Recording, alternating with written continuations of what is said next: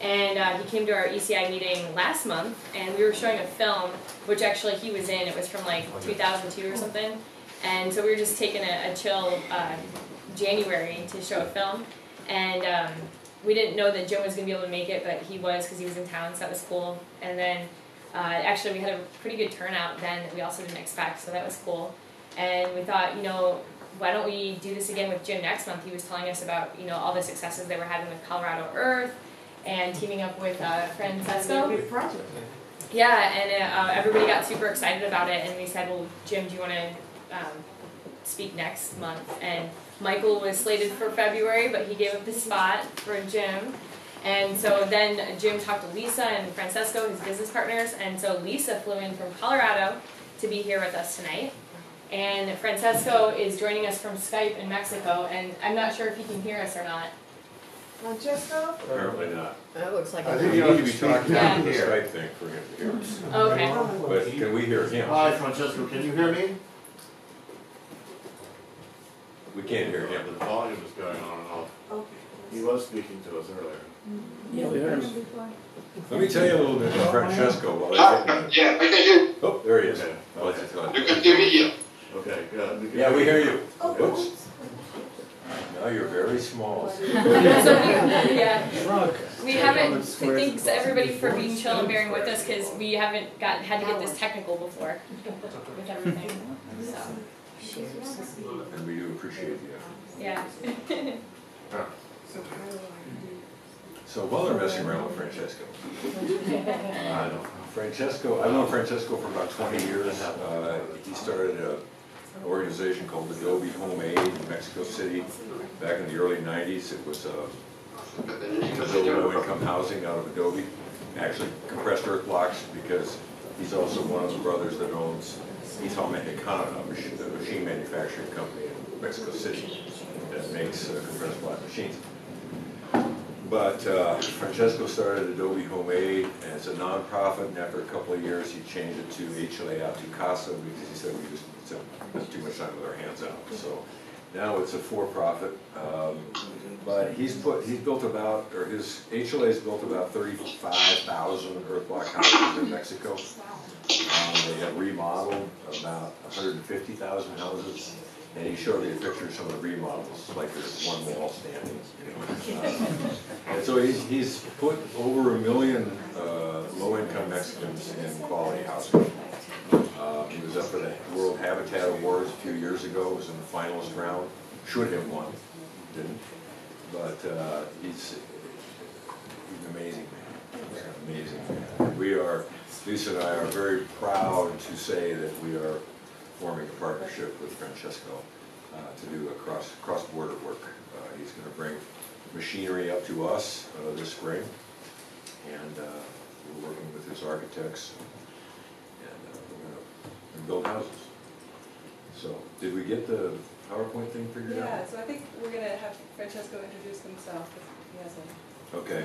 And Well, then we were still working on getting him full size and with sound, I think. That's why I launched into it. Didn't want to steal his thunder, but he's also incredibly humble, and so he won't tell you how great it is. Well, and also he was here a couple years ago. Yes, he was. At Yeah, the mayor's housing housing conference. So, yeah, we put that together to get him up here.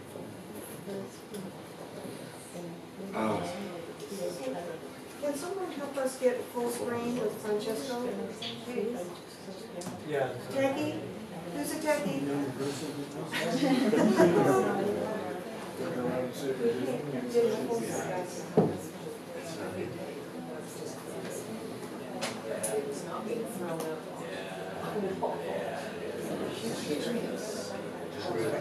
Right. It does say share screen. There we go. Okay, great. Francesco, can you hear us? That's right. Then we have further. Yeah, I can hear you. Okay. Jim, so we've got Francesco full screen, and Okay, great. you want to just give him the floor? Yes, Francesco, you have the floor. You Can't hear you. Yeah, Can't Can you hear us? our microphone Yes. is over here. Okay, so welcome, Francesco. The floor is yours. Please tell us a little bit about Echale A Tu Casa and what you'd like us to know about your new venture in the United States with Jim. Okay, Echale A Tu Casa, it's a venture devoted to provide housing mainly for the underserved. And our core product is the Eco Block. It's a stabilized compressed earth block. And we provide the equipment, the social organization, production, design, and construction of the homes. We have been doing this for more than 20 years. We have built something like 45,000 homes and 180,000 home improvements, reaching more than 1 million people and providing them to an affordable house. That's what we have done for 2 decades. We build the equipment. The equipment it's patent in Mexico, and we have different kind of equipment, from one eco block per cycle to 8 eco blocks per cycle. And now the most important thing is that with Colorado Earth, Jim and Lisa, we are going to reach the U.S.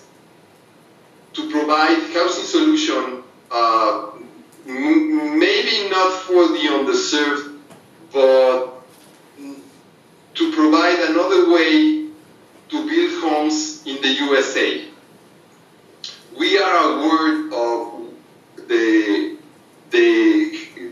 houses that are built in the USA, mainly unifamiliary houses, the house for one family, maybe 2, 3 story or 4 story high, and with wood frame. And the thing that we live different in Latin America than in the USA is that houses has to last forever, not only for 30 years between the mortgage it's due. Has to last forever and has to be a patrimony for the one whomever it is to pay for the house, and has to be no difference among the one who pays for a house that lasts 30 years and for the one who pays for the house for 3 or 4 or 5 generations. We are going to bring an equipment to Colorado at the end of March. The equipment it's in process now, and our goal is to build a showroom house completely built in earth block, compressed earth block, and to prove not only the qualities of the material, to prove that we can build a forever lasting home. Let me tell you something, you know it by sure, something a little about the adobe homes in the world, mainly in America. First of all, when the Spaniards came to America, they talk about Casas Grandes, Chihuahua, and it's a patrimony of humanity by the UN, and they said when we arrived to Casas Grandes, Chihuahua, it was already abandoned 300 years ago, meaning that adobe has been in the American continent since ever. And then when Hernán Cortés described the market in Tlatelolco, he said, it's impressive.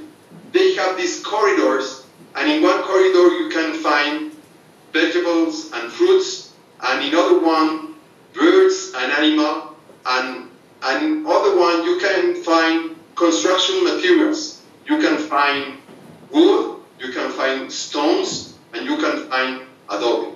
So adobe has been here since ever, and it's green, it's natural, it does not threaten the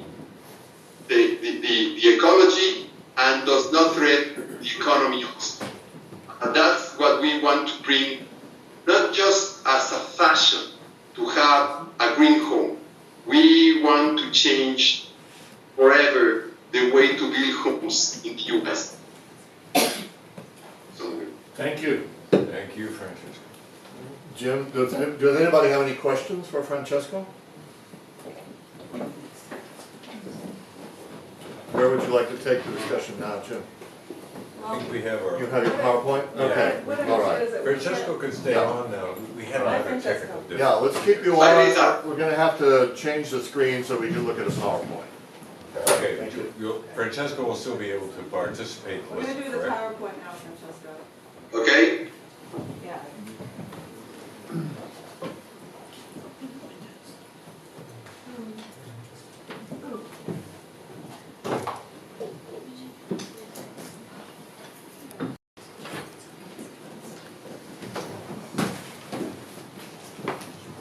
This building is older than its 30-year mortgage.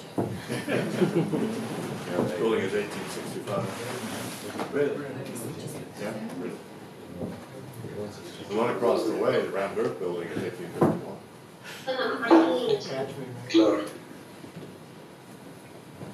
So are you going to advance the slides? I can do that, yes. You just tell me. Okay. Well, that's not.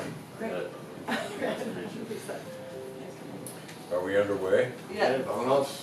Okay, welcome everybody. Again, sorry we're a little late. Jim's fault. Cambiando, It's always It's okay. We already knew that. It's good. Okay. No. Well, this is my partner, Lisa Moray Schroder, and we are Colorado Earth, and we're getting the good fortune of having Francesco Piazzesi join us. The title of this is How to Rethink Housing Projects by Looking at the Past.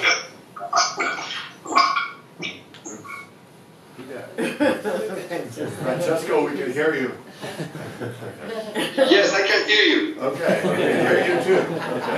Okay. All right, so Jim. So this isn't really about earth blocks so much. It's about the best.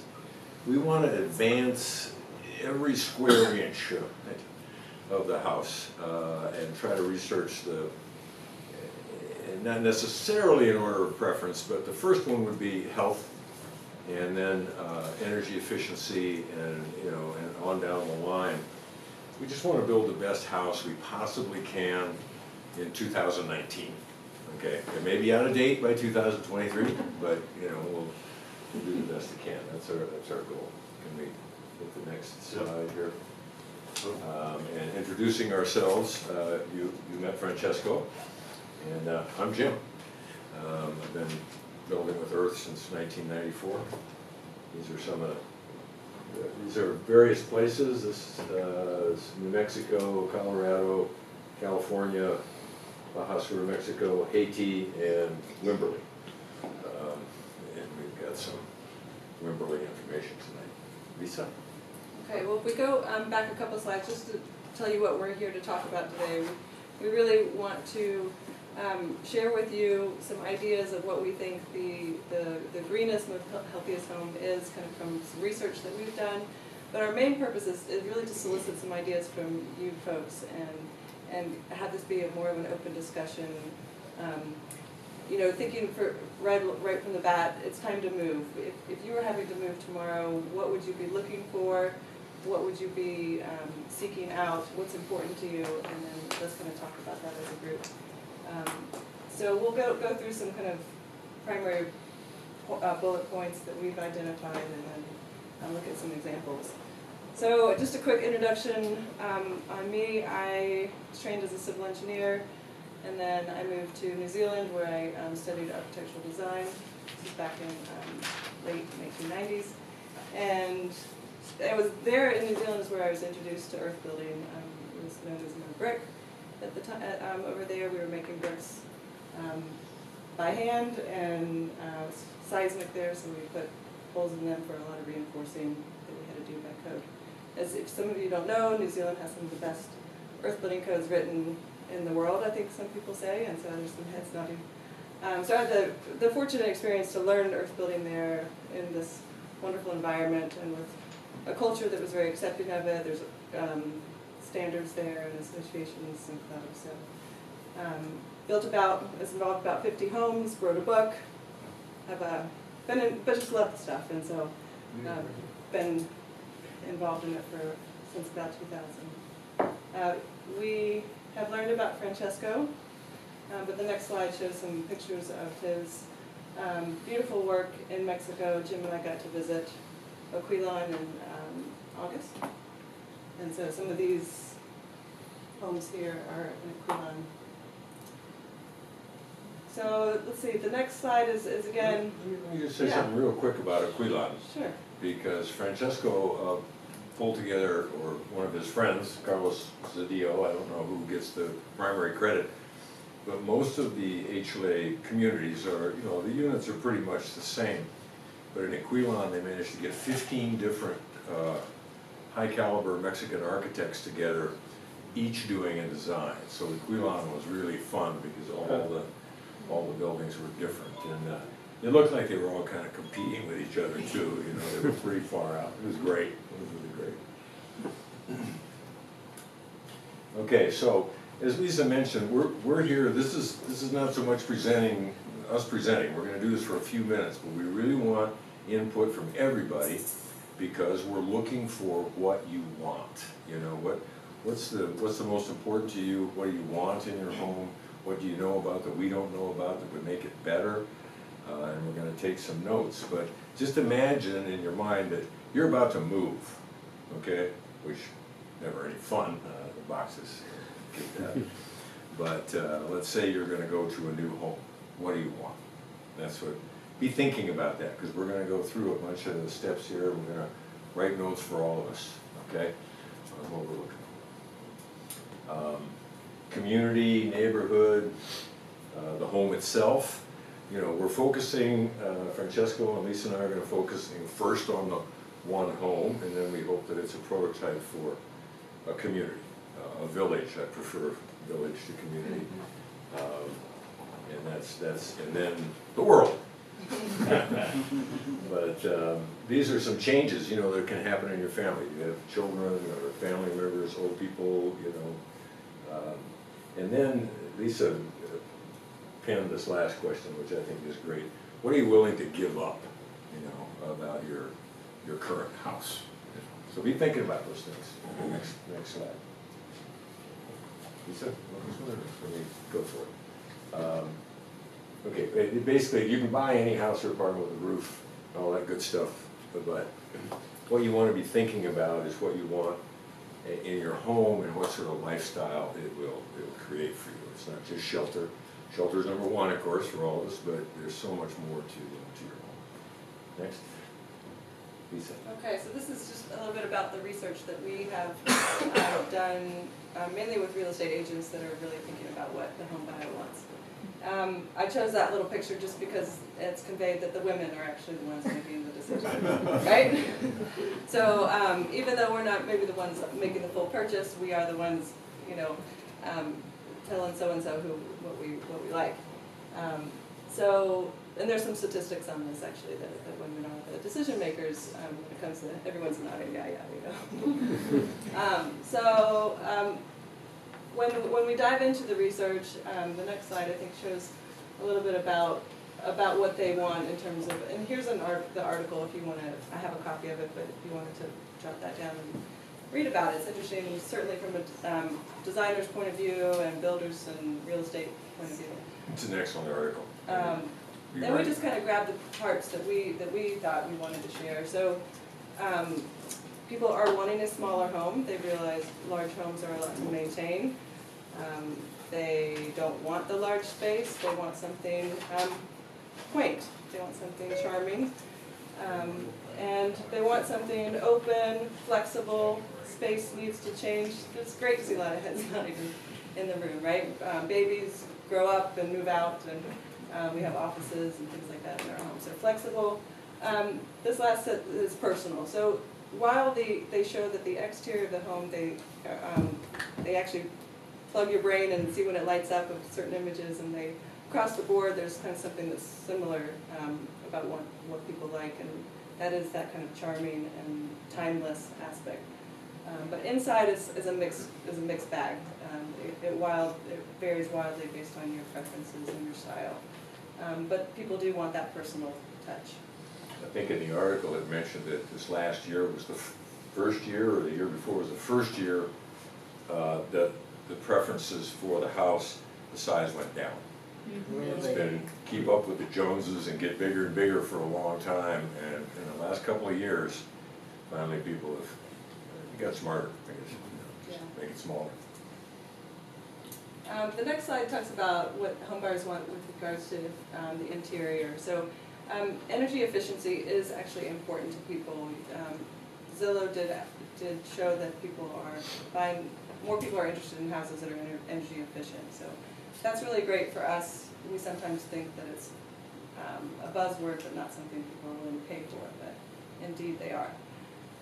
Light-filled, natural light is important, and simplicity and design. We don't have to be complex with our shapes and our interior design. And the last one is great for us too, as natural builders, is wellness. So wellness is becoming very important to the public. The products, what's in them is relevant to them. They want to breathe healthily inside. So this is, again, a really important aspect for us, and that I think that we should start advocating and doing tests and promoting the health and the well-being of earthen walls. Again, mold can't grow on them. We're going to slide into earth buildings, kind of things that people probably know, but mold can't grow on our walls, and they are some of the most healthiest interior environments for people. Francesco's talking. I think he's having it translated. Oh, One of the other aspects in the article was about people want community. And they talked about people want outdoor spaces. People wanted to be able to live an active life and have access to trails. Places like community gardens are important to people. And socialization, mingling, the opportunity to bump into your neighbors is what people want. And I think it's interesting that the fact that the suburbs is in there, and that kind of shows that people are wanting to live in proximity with others. But unfortunately, I think what's available to people in the suburbs doesn't necessarily offer the mingling opportunities. we're not promoting the suburbs. Yeah, I don't subscribe to that at all. Yeah. We're just saying that, people Central City. in these preference studies and stuff, they kind of like to live in the suburbs because they've got people around. Now, the suburbs are designed poorly, as we know. There's an author, Andres Duaney, who wrote a book, Suburban Nation. Actually, he's written a lot of books, but the one I read was Suburban Nation. And he doesn't say that every city planner since 1950 should be hung, but close. And basically, due to everything's designed for the automobile now. Zoning laws. You can't put a corner grocery store in there because it's residential. Oh, good. Now I get to hop in my car and drive down to the mall instead of walking to the corner grocery store. So there's a lot of things that we've done that weren't that smart, and basically all in favor of turn the key in the ignition. So what we're talking about, the suburbs here, is not the way they are, but rather a community where you can get things within a few blocks.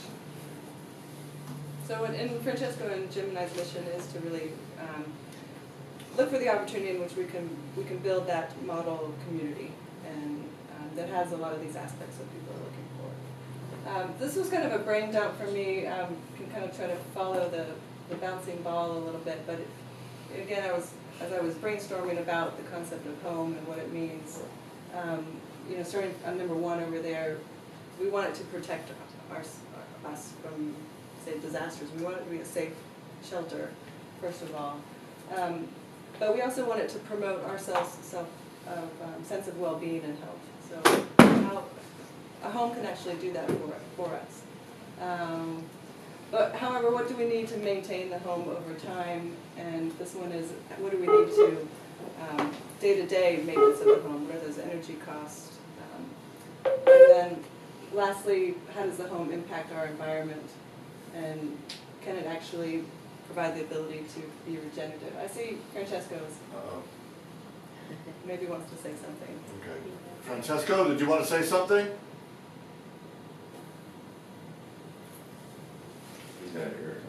Yes, in the what has been said by Jim and by Lisa, that's what we do in Mexico and in other parts of the world. Not only build homes. Build homes, it's obsolete already. I don't want to be rude, but when you build a home, the patrimonial and social and economic profit has to be for the one or the ones who paid for the home, not for the construction company.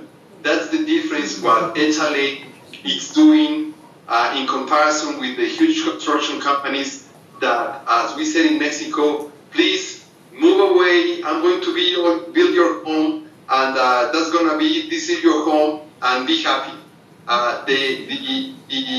The community has to be involved since the beginning.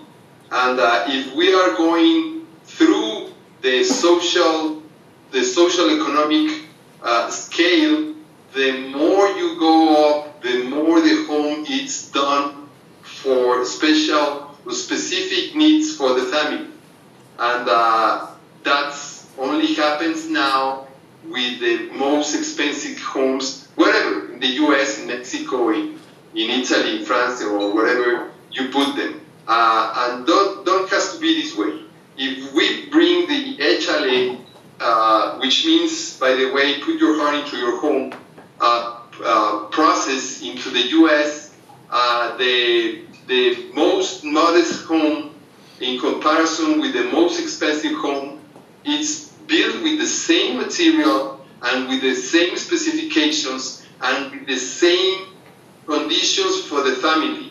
The home has to be a home, not a house. The home has to be a home for the family and has to, as we are looking now at the live in the screen, has to be home, but has to be sustainable, has to be a protection, has to be an impact in the community as well in the future of the economy, mainly of the ones who are buying the home, not in the economy of the construction company. Excuse me, I don't want to be rude, but it's what is happening all around the world. The construction companies are mega rich and they fly in the private jets, and the families are lacking of a home that is specific done to their needs. And families all around the world are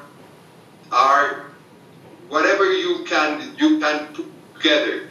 There is the grandmother with 5 grandchilds living together because of whatever, and there is a couple, and there is a single couple, and there is the empty nest, and there is the future of the family, and we need 2-story high, and we need a duplex, and that's home, not a design that is multiplied by 1,000, and it's a good business for the, I don't want to say this, for the IRS and for the construction company. It has to be profit, social profit, economical profit for the family, and ecological profit for the planet. That's EcoBlock, that's Echale A Tu Casa, and that's Colorado works. Thank you.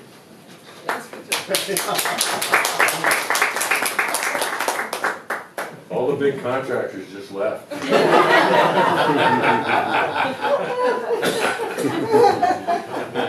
So we were at a gala Thank you. in San Francisco in September last year, and And Francesco was kind of the guest of honor, really. There was a fundraising event. New Story is a charity that's doing quite well, and they're building houses for those that need them.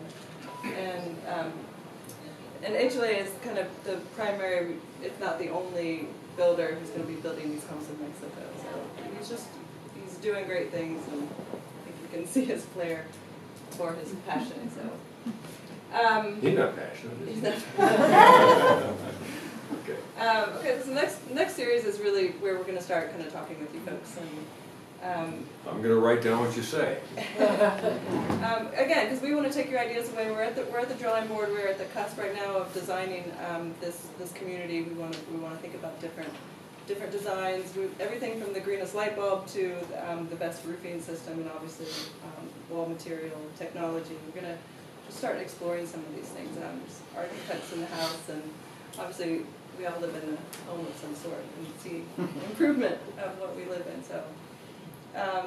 The next one is I believe, kind of where our 4 kind of quadrants talk about. Hang in there. Well, Are we frozen? Yeah, Maybe it's Oh, it's on your I sheet. got off of the other, you're more familiar with the program. oh, sure. I think there's arrow down Yeah, I or see it over on the- Yeah, it got off of the of the thing. typical change thing, yeah. Let's just Oh, okay, right good. there. Okay.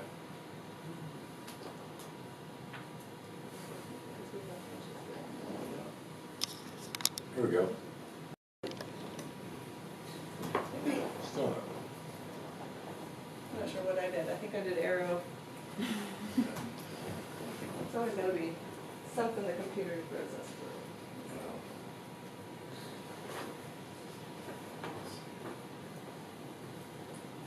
I know that the next one's gonna be space and design.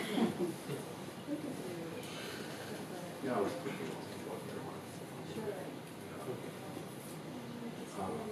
And when they get the next slide up, there'll be some little things about space and design that, you know, we've thought about that would impact your thinking about your space and design. And then we really want, don't all talk at once, but, you know, we really want to hear about what you're looking for in your space and design.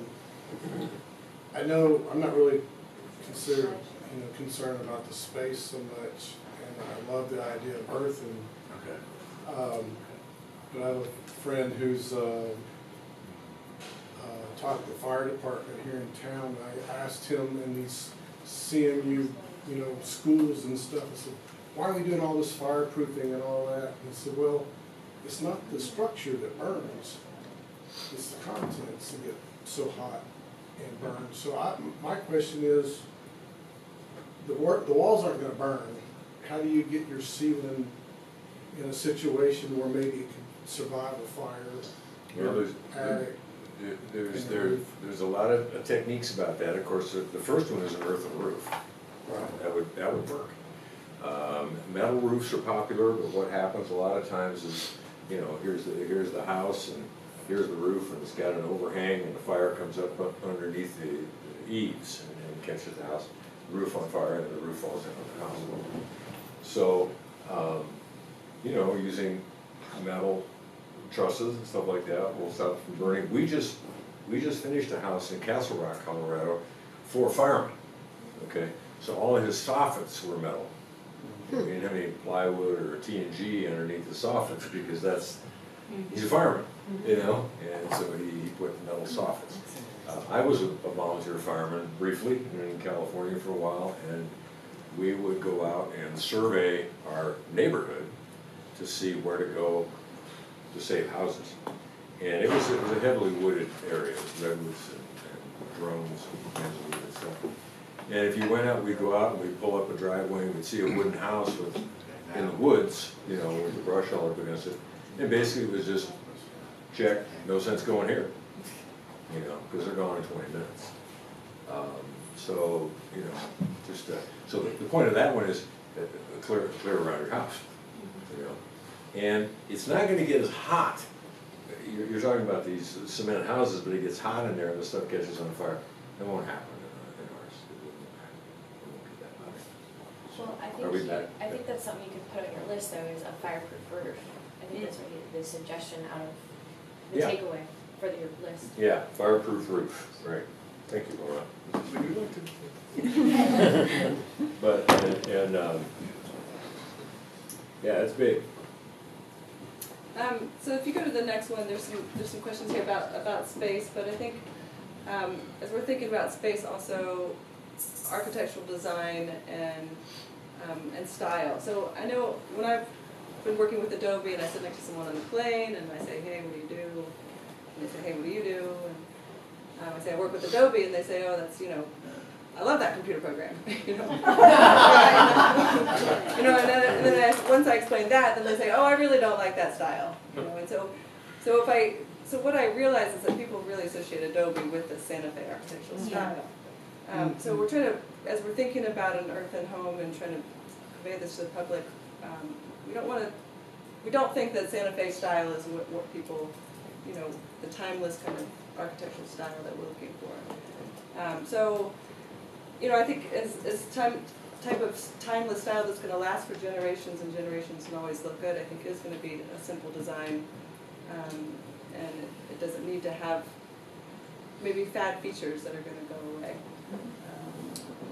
Yes, Well, Stephen. Yeah, about the design, I think that we think about how designs were done before 100 years ago, where designs were responsive to the local climate. Yes. You know, I mean, today, you know, if you want to go build a Georgian home, well, what's going to stop you? You got the money, you can do it. But what they really did back then was that you make sure that your design is responsive to the climate instead of the other way around. And that makes it a lot easier, you know, as far as overhangs, the breezes, all that stuff. Right. One of the comments in that article about wellness was that people are attracted to the biophilic, is that the right word? Biophilic? Yeah, features, which I had to look up. And so it's basically design in kind of nature that reminds us that we are creatures of nature. So we are drawn to these natural forms. Yeah. So when we're talking about biophilia and building for climate, I'm going to play the average person who does not know anything about Adobe or anything like that, which I didn't 3-4 years ago. And when I bought my house, I'm going, I want the cookie cutter house. That's what people want. Yeah. But if you can build it to match what we're talking about here and what they want, I think that's the key into this scenario that we're talking about. Something that looks like something that looks similar, looks familiar. That's what they want. Because they're going to be scared of something that's different. Same thing you're saying about Adobe. Yeah. Well, we can make Adobe look like sheetrock. Right. Well, that's what sheetrock was supposed to be. Well, one of the things about making it look like regular houses is that they rarely have simple designs. They've got all these little odd shapes, and you know, there's nothing simple about them. About what? About common home designs. Yeah. You know, the actual, you know, spatial arrangements and all. I mean, and the perimeter and right. So A simple, it's simple a little square can bit look of a beautiful. contrast. Yeah. Lorraine, we'll come around. I think it relates to the community, but homes traditionally used to have living spaces at the front, and then when the suburban homes got the cars, garages now, and then our lots are only 50 feet wide, the garage takes up most of the elevation, and so I think it might be changing people's image of the house, but still when a kid draws a house, a kid doesn't draw a garage, they draw a front door, and then it also relates to what, you know, you're gonna, there's always, like you studied back in architecture school and planning and all that, gradations of public to private, and instead of having that gradation, the suburban homes, they put like the office and the bedrooms and a long hallway and the garage up front, so it's automatically the private spaces instead of a more public living space that looks out onto the yard than to the street. So it's already putting a barrier between you and your neighbors and your sense of ownership of it, of common spaces. So I think keeping that gradation from private to public, putting the living spaces up front, I guess, looking out of the street. Yep. Cool. Okay. Did you have your hand up? Kamala's had her hand up for quite a while. Oh, hey, Tim. Hey, how you doing, Lisa? Good. Good to see you, Jim. Good to see you, Jim. One feedback that I got when I was working out at Harwood Co-housing, and I'm not saying that you're going down the co-housing direction. Well, we'll touch on that. We have We're a. going to community. Okay, I'll Go ahead. bring that up So later. co-housing is Yeah, I'll its bring that own up thing, later. yeah. But, yeah, Kamala. did you have a comment on? Kamala's had her hand up for a while. Kamala? I'll get to that. Okay, Kamala. It's sort of a question, but I'm just thinking about Francesco's having built so many thousands of homes, and what, in terms of his process, in terms of his communities, is transferable. Yes, I think, Jim and I have been builders and have done custom homes kind of our whole, earthling career. And here we are wanting to take it, to the next scale up, so to say. We want to learn how we can take these beautiful homes that we've done, but make them available for more, to do 10 or 20 at a time, to do 100 at a time. Francesco's done that, so that's what we can learn from him in terms of that scalability and the business behind that and the team structure and all of that. So that's kind of where we're going to be leaning heavily on him, is that. Because How I to like scale what them. he was saying about each person, building something for them, for yeah. an individual And- family or community Right. or village or. Well, so when they went into Quilon, the architects treated these families as clients and said, hey, what is it that you need? How do you live? And each home was unique. And we need to be able to do that. We need to be able to not have those 1,000 go up that look the same, but have that space be able to be flexible. So how can we have those design spaces work? Yeah, I think that's really important, because right now there's, in all these tract homes, there's, 3 or 4 or 5 designs, and Yeah. They just repeat there's, them. 5 in repeat this them, price range. And, as a family, you want to be able to say, like, I don't really like that. I would Yeah. like to have something that's for my family, and this Right. is how we live. Right. And not being able to do that, in these Yeah. pre-built homes. To have a say in Yeah, the so design. you can change your countertop and you can change your floor, but you can't change the design of the home. What's That built. suits, that suits your needs. Mhm. Like, we just won't. I think to Francisco's comments too, Americans are just so committed to this one single outside wall. Mm-hmm. In Mexico, golly, the most beautiful homes have got a huge courtyard in the middle, but that means you have to build 2 outside walls for a room. Yeah. That doesn't lend itself to any sense of community, welcoming, plants growing, and that kind of thing, and that's really what I want to incorporate that. Yeah. Because the inside especially, then you get to incorporate the modern stuff of, wow, we've got a lot of different kinds of glass, ways of presenting glass, framing glass, that kind of thing. So the inside walls can be a lot more of that without having to do all of the labor intensiveness of compressed earth block. But you're still building 2 outside walls for a room, but it's the economy of scale for a builder that says, we can't do that. Just 1 outside wall and we're done. Well, I think both of these recent comments are linked to, cost. Absolutely. The developer's got 5 models and his crew's banging out those 5 models, and they're giving you your options by having 5 models. So, but it's nice that, what we'd like to do, as well as, health and energy efficiency and everything, we want to study every aspect of this so that we can make it affordable. And along those lines, people always ask me, well, can you beat sticks? Well, no, we're labor intensive, blah, blah, blah. And we can't, walls are only 10 or 15% of your cost and blah, blah, blah. But I was at a lumber yard about 3 months ago and bought 3 sheets of CDX plywood, 3/4, $145. Yeah. And I went, we're cheaper. Francesco has something to say. Go ahead, Francesco. The thing regarding the outside wall, it's cultural.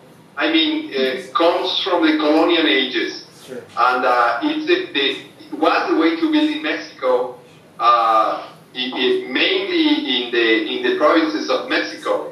But if you go to San Miguel de Allende, which is one of the leading places to live in the world, and Jim knows very well about it, you can go into communities. There is a vineyard community around there that all houses are open to the center of the vineyards, and the community is all together.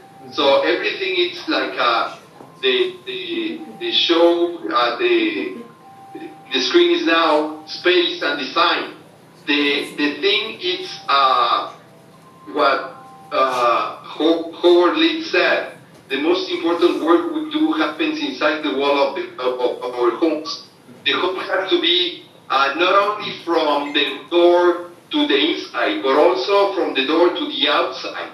And all depends where you are building the homes. If you are building the homes in the S1 in the US, it has to be closed. You don't want to be in front of the freeway with 1 million cars passing through it. If you are building your home in a place like San Miguel de Allende, or in a place in the middle of a nice forest, you want to be part of it. And all depends on space and design. That's very important. Doesn't mean that the eco block or the compressor block has to go through a colonial way of thinking. The eco block is a green material and provides well-being houses, or as I said, for the family, economy, and for the environment. Thank you, Francesco. Well, yeah, one quick thing on space, and I learned this in networking up in Austin from Clinton Fisk, and it's always funny what I learned from Clinton when I've been trying to preach to him how earth and building materials can really do a lot to control humidity and temperature swings in a building envelope because it can absorb the thermal energy of that water vapor. And he said, humans respond really well when the wall surfaces around them are warmer instead of cold and clammy like latex paint. And so space, earthen wall finishes that are able to do that gives us that feeling of being in comfort without even knowing that we're in comfort. Good point, yeah. So, Yeah. for your space. Yes. I like to take it down just a little bit to the floor. Okay. Frankly, because you can have incredible walls, and we need incredible walls, but if you're walking on concrete, which many of us here know anyway, if you don't have that transference of Earth's magnetic energy to your feet, it impacts the way you feel, it impacts wellness. But your space and design is not just the way it looks, because an earthen floor looks absolutely exquisite if it's done nicely. It's also the space within your body. So we're thinking about the space as the building, but the space of the building and the way it interacts with the space within your body and how the energy moves within your body is crucial, essentially, to a happy home. Right. You mentioned the concrete floor too. A lot of us here know the now deceased John Maroney, a wonderful scientist from Del Rio, Texas. And he wrote an article called Slamming the Slab. And he came with a lot of reasons why it's the worst floor system ever designed by the human race. I can say personally that I know it's true because I'm old and my ankles hurt, my knees hurt, my hips hurt, and when you stand on concrete all day, you're in pain. You know, there's no way around it. I'm going to try to explain what I mean. My daughter, she grew up in Argentina. She moved there when she was 8. She only came back as an adult. And there's a different concept of space in Latin countries and America and English countries. It's that the first thing you find out, you don't own your front yard. It belongs to the community. You can pull out your chairs and sit on the front. If you have a picnic on the front, somebody in the homeowners association will explain to them they can't be on the front. In fact, a neighbor in a neighborhood that we lived in Washington, Maryland, came over to me and she said, "Will you tell those guys from Mexico that they can't sit in the side yard, can't sit in the backyard?" And I sat on the porch and, "Hey, you can't sit on the porch and eat a sandwich. You go to the backyard." Well, our backyard was heavily wooded. And the only place that we really could enjoy space was outside, but it didn't belong to us, it was for the neighborhood, you know, to look at. But when we went to her house in Argentina, that her personal space extended to the perimeters of the property. There was a high wall, and that was their home. It was, the patio was her home, the interior, it was all one unit.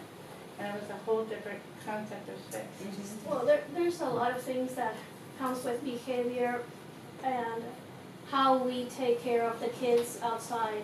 So if everybody was outside in the streets, everybody could be looking at all the children playing everywhere. And it didn't matter if there was your children or their other children. But today, with all the problem with security, with the whole thing of pedophiles and everything that you have to take care, kids are not freely can play anywhere like it was before. Good point, yeah. I have a friend that they have a house up in Mueller, which was the airport in Austin, and it's townhouses. And they have a little bit of front space outside. They have, between the garage and the house, they have some private outdoor space. And then, of course, the whole development has, as part of the deal, lots of outside space that everybody can use. And I think we need to get away from the idea of a lawn that doesn't get used for anything except to show. And also that you can densify and still have the privacy. The only issue that they have is they got a neighbor that plays a lot of bass in their stereo and it comes through the wall. Well, when they earthen walls. Yeah. And are they happy in this townhome? They are, they're very happy. Very happy with the shared space. Also because of the location near, being near everything, they wanted to be near everything, and you can be with your. Another thing I missed, what happened to the old conservatory of the old building that my grandparents lived in? I like a room that has plants. I don't like to walk outside to my greenhouse. Yeah, I like right. to have the plants surrounding me all year. And I built the greenhouse outside, but I have to go out and around the house to get to it. Right. Well, let's take one more if there is one. Otherwise, we'll move on. Okay, so the second, if you keep going through these slides, Ed, these were again just how space has changed. Somehow we need to think about how we can change space to be accommodating for people in their changing lives. The next one, Ed, I think is another one on space, and we talked a lot about this. The style, the size, we want it to be comfortable, welcoming. The concept of co-housing, you know, I think that we recognize that we do want our personal, our privacy, but we also are social beings, and we want to have the capability for gatherings and to be with others. So we want it all, right? And somehow we have to find a way to strike that balance. Okay, so materials and technology. I don't know. I read this somewhere. When did it become more economical to manufacture, package, ship, use, and throw away a plastic spoon versus washing the one we have and reusing it again? So, just get us thinking about just the use of our material choices and being mindful of how we build our homes. What does the next slide say? So, what does it mean to build responsibly? So, you know, we're set up in Golden, Colorado now, making blocks, and there's so many breweries in Colorado, right? Everyone's brewing their own beer. And so I was able to make this comparison. Hey, we drink local beer, we eat our local honey, right? And why don't we build from our local quarries, right? In our sense. So building responsibly, using materials, and it's actually the environment, and earth blocks wouldn't necessarily make sense, perhaps in Antarctica or somewhere where there isn't any sand or clay. But here's where we can just talk about materials, methods, and that says modern technology on the other side. So they're finding, you know, new applications like voice activated lights on, lights off are kind of coming into the market. But people are practical, and I think they're willing to pay for a certain technology where they find it really improves their life. So yeah, we could just kind of open up the table here a little bit and talking about, let's go back again to the material ones. Materials, I talked to Lisa about this when we were working on this. I mean, we could certainly have a list of, 392 materials up there that go into a house. And we ultimately, that's basically what we want to do, is we want to try to examine, I picked that number out of the air, but, however many, every square inch of the building, we're doing to examine what are we doing? What's in that tube of caulk, and what kind of paint am I using, and what does pressure treated lumber do for you? Let's have a little of that stuff in the house. So, we want to examine every piece of it. So even when this is over tonight, we're happy to take any research and knowledge that any of you have about how to make a house better. I've got cards in there, pass out some cards to stay in touch with you folks. So, yeah. Yeah, one thing that when Bruce King was here, he really mentioned during his presentation that we're at this point where we were 100 years ago, where the embodied footprint of the building materials that we have just shoots up in that first 6 months to a year that it's built. And the green building industry has done a real good job of pulling that line of the overall lifetime cost of that energy consumption, reducing it down to even now where they can try to get down to their net zero house. And they say, oh great, we've hit the promised land. Well, no, we haven't hit the promised land because there's an elephant in the room. And the elephant in the room is that spike of carbon footprint and the off-gassing, or the CO2 footprint of that building material at the very beginning.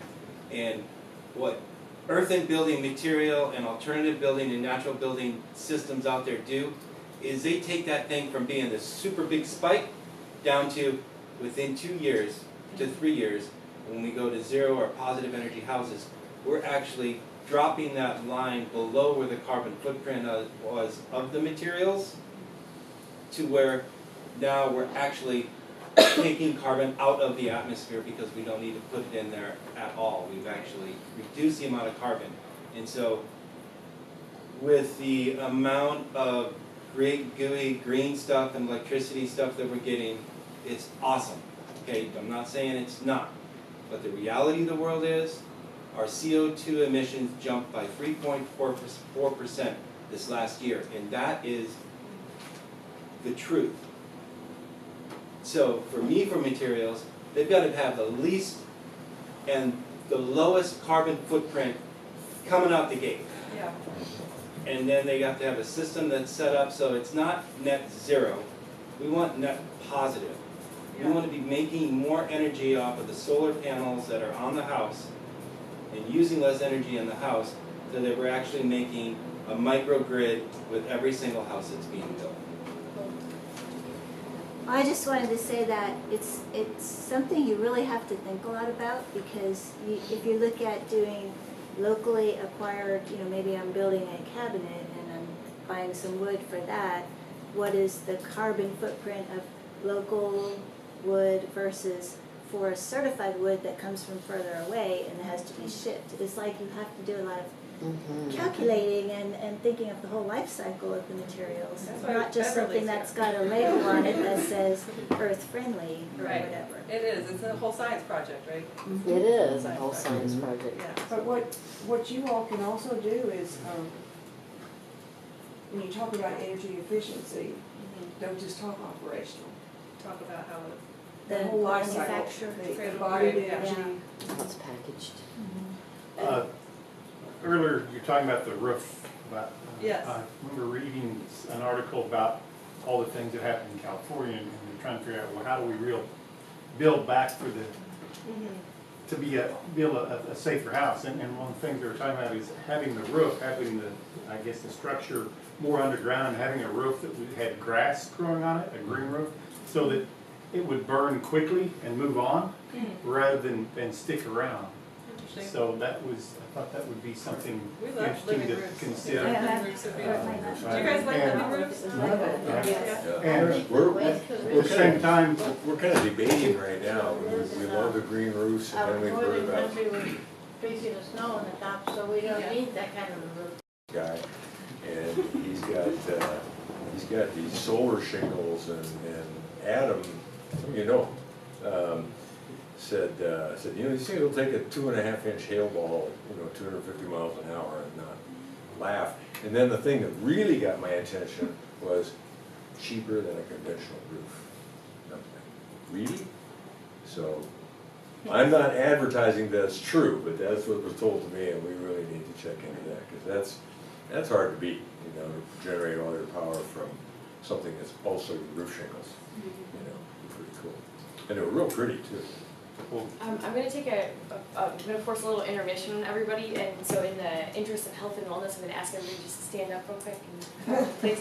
And then that way, if anybody is pressured to leave, they don't feel uncomfortable to do so, because normally our presentations last for 30 to 45 minutes, and we're having a special event tonight, which wasn't necessarily announced. So we'll let them keep going with it.